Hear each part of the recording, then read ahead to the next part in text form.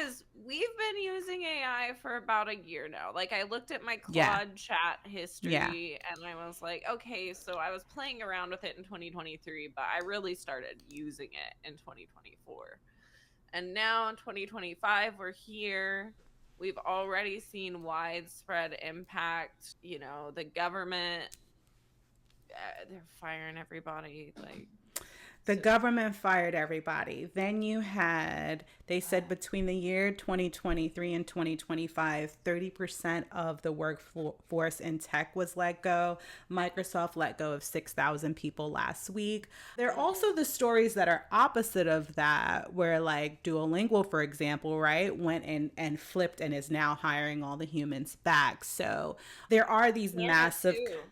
And Klarna was supposed to be an AI first Klarna. company. Yeah. Yeah, the pendulum is swinging quickly. I think the Doge cuts and the tariffs are also adding in the uncertainty and kind of like rushed, maybe not completely thought through changes, Well, that companies are yeah. making.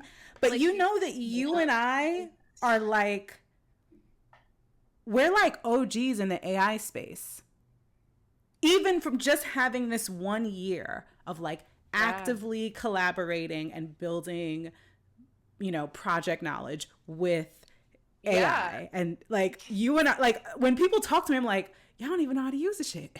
Like you don't, No, and yeah, y'all people don't even are know how going to. to classes to like figure out how to prompt. I'm like, you just Yes. say what you need. Why do you need to Yes. go to classes? But like a lot of people don't know what they want and don't know how to ask for it in a way that will get the results that they want, which is why people it takes so long to prompt engineer. And that's wild to me. But because we've been using the technology, we've just been inferring it. And the technology teaches you how to use it too. Because I will It sit there does. and ask Claude, I'm like, okay, what for my use cases as a UX designer, what can you actually help me with? I was talking to Gemini earlier this week about the same shit. And Gemini was like, you can iterate and this, and this, and this. I'm like, oh, so you can just do my job because you can think of the product design. So let me talk to you But about a dev, not really a use case, but just a journey that I had. So I was working on a schema plugin for FAQs in WordPress, which is written with PHP, a couple of small PHP files and CSS for the most part, a little bit of JavaScript, but it's mostly PHP. You're communicating back and forth with the database to fetch the question and answer, right? And filling out these fields. As I created it, I realized, you know what? All of the different aspects of this website that I'm optimizing, so like locations, events, so events encompasses like live events, webcasts, podcasts, right? Like all of these really are part of the storytelling for the organization. And so, damn, I was thinking small. So I solution this one plugin, but ultimately I should be looking at kind of like the ecosystem of what I'm creating. So I ended up communicating with Claude, and I basically was like, can you give me the development roadmap, right? With my bigger idea. And then, give me a list of like what I need for an MVP, right? And like what version should I iterate on for this plugin? And Claude mapped that out for me. And so like every couple weeks I'll go back and like hit another benchmark, right? As I'm like building this larger ecosystem that's like SEO optimized and also like has the schemas not only for like for search, like for Google and for Bing, but also for AI. What I'm finding now, like the sites that I'm doing SEO or auditing or whatever, like Perplexity and ChatGPT are sending me traffic. And so I'm optimizing the content for Gemini and ChatGPT and for Perplexity because I know that it's pulling the schema. But it was just wild that I was able to go to Claude and say, "Hey, I'm thinking small, right? Can you just give me the full roadmap of like, what are the iterations I need to take?" And then we'll work on them like bite size, because that's the only way to stop yourself from dealing with a lot of bugs when you're writing code, is to just write bite size scripts with like Mhm. small functions and like putting them all together. I feel like such an advanced prompt engineer from using Claude so comfortably And Good. I think a lot of that had to do with Claude not being online for a while. You use I Claude think more than I do. I think you because I use it give me. because I've empowered teams to use it. So it's like, yeah, I use it from my own, like it extends my brain, right? It retains and captures my knowledge base and then helps me to kind of like magnify the projects that I'm doing. And there's like, I think I have something like 20 different projects in Claude right now. But everybody who I'm collaborating with, I'm setting up their project knowledge, their brand voice, and then like, when you go to create a brand new project with Claude, it asks you, like, what are you trying to accomplish? See what the actual question is. I will share this with the group. It asks you what you're working on, and then it says, what are you trying to achieve, right? And so naming what I'm working on is always a goal. And then describing what I'm trying to achieve is usually numbered and bulleted.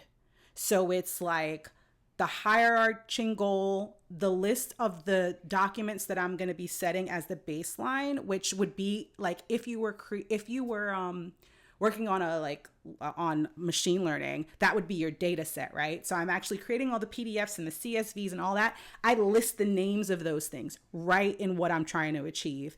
And then I say, leverage this, leverage that, lean into this, lean into that. And so just like when I create the project, before I even have my first chat, I have created like a foundation with a brain space that's like ready to handle the chats and give you what you need with minimal back and forth. That's my goal. Is so nice because you've created these things, and I think for each tool it's a little slightly different. So like with Claude, it's called Project Knowledge. With Gemini, they're called Gems. I don't even use Google as a search engine. So I'm disconnected. For work because it's the only one that I'm allowed to use for work. So you said they're called Gems. Ooh, explore Gems. Yeah. Very cool. I need to try them all. I need to try them all and understand how they're nuanced. Right, because DeepSeek's good for certain things. ChatGPT is good for certain things. And it's really interesting because I don't think enough people realize how different they are. But like Claude completely, like when you talk about from a trust and safety standpoint, one of the talks I was talking about recently is like a third of their business or more should be trust and safety because we are running a massive experiment on all of humanity right now. And not enough people are thinking about trust and safety. And we already had this problem when we disrupted and did social media. And originally it's cool, it's working, people are connecting. And now it's divisive and you have a lot of people that are split over like race and white nationalism and all this stuff. And it's because they all got connected on social media. And radicalized. Right, and radicalized and just completely went off the deep end. And with AI, it's like, well, we are inventing a new technology and we have a chance to focus on trust and safety from the start. Oh, you just want to post your resources and building the thing because it's easier to build the thing and then ask questions and forgiveness later. Oh, interesting. So Perplexity, it's threads and spaces, and Perplexity won't even let me play without signing in. And Perplexity is just a wrapper. Gemini, I'm already logged into. Perplexity is a wrapper for what? Perplexity is a wrapper for Claude and ChatGPT, I think. Nice. It's just an API wrapper, and so I don't really know how their business model is going to take off because it's just a wrap. Like, I don't understand how most of these AI companies are working because they're all just chat APIs. Correct. Like, you're not and making that your own. And there's open source out there. You could just use but DeepSeek code. I can tell you, I can actually tell you why, and that's because all of the data sets that go into machine learning already all of the information that exists on the internet is already into the foundational models. It already exists there. Yeah. They have already finished uploading the entire collective consciousness onto Yeah. servers. So And you're they if do that each iteration. So like every time it's like correct. 3.5, 3.7, 3. It's new training data. So correct. So they're adding new training data, and they're fine tuning the training data and adjusting the inferences with that data. But the basic foundational model of like human intelligence has already exists. And so each of the labs they come to the creation process with their own set of ethics, their own vibe, their own personalities, if you will. And so that is the differentiator. In the studies that I'm doing with AWS, it's the same thing. You select the model that you're working with, you set up Bedrock, you can plug into multiple APIs. So you can plug into Claude and ChatGPT, you bring them all in, you fine tune them, and then you create whatever the knowledge base is going to be to answer, right? The questions, and you continue to feed the data sets and train. So And more than likely data sets from the AWS store to put into your AI, right? I don't think so. So AWS does not, they do not retain the data that you communicate back and forth with the machine learning. So I'm talking about like the data marketplace where you can go and buy data sets like 600,000, blah, blah, blah, blah, blah. Do you know what I'm you talking mean about? tokens? I don't know about that. I don't know about data sets in the market. I would have to do some research on that. Yeah, so I was like searching the other day because I was like, okay, if I wanted to train my own AI model, where would I buy data to train it? And AWS has this whole shopping. So what people don't realize when they're talking about boycott Amazon, Amazon owns the internet. Oh, AWS public data sets. Yeah.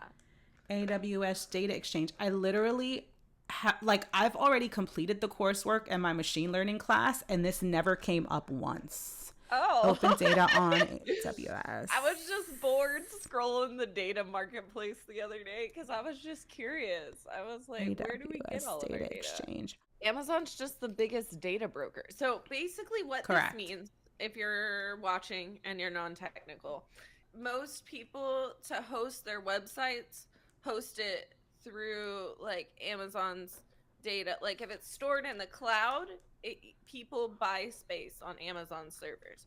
So Amazon's business model is actually so much more internet and so much less the physical shopping. That's just the storefront. But what they and a data collector and a data collector. The storefront is a data collector. They know everything about human beings. You have all of our financial data. You know where I live. You have Alexa. You know what we buy. You know what we search for, right?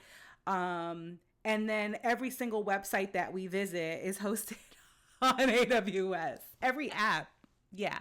Yeah, so even if you're boycotting Amazon from like a buyer perspective, you think like shipping stuff to your house is like bad for the environment, like more power to you. Every website you've ever used probably uses AWS, and if they don't use AWS, they use Webflow, and Webflow probably uses AWS. AWS, yeah. It's just like that chain, and no matter how far back in the food chain you go, it's just AWS just there, just like, hey, we host the internet.